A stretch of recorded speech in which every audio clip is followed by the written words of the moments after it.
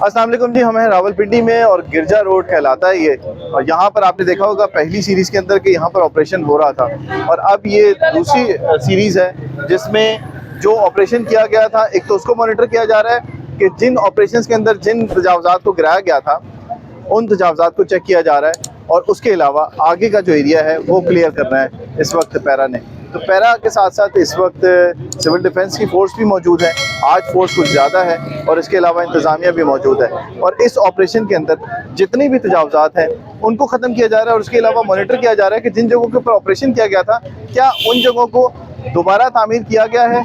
और जहाँ पर वो तामीर दोबारा की जा रही है वहाँ पर जो लोग उनको तामीरात दोबारा कर रहे हैं उनमें उन लोगों को जो मुलविस हैं उनको अरेस्ट किया जा रहा है। इंस्पेक्टर हमारे साथ मौजूद है और उसके साथ साथ पूरी टीम पैरा की यहाँ पर मौजूद है जो इन जगहों को मॉनिटर कर रही है। तो ये जगह थी, इसे पहले तोड़ा गया था और ये जगह थी, इस बरामदे को आपने देखा होगा क्लियर किया गया था, लेकिन इसके बाद फिर यहाँ पर तामीरात कर दी गई और सामान जो है वो तजावज़ात करने के बाद फिर सामान यहाँ पर रख दिया गया था।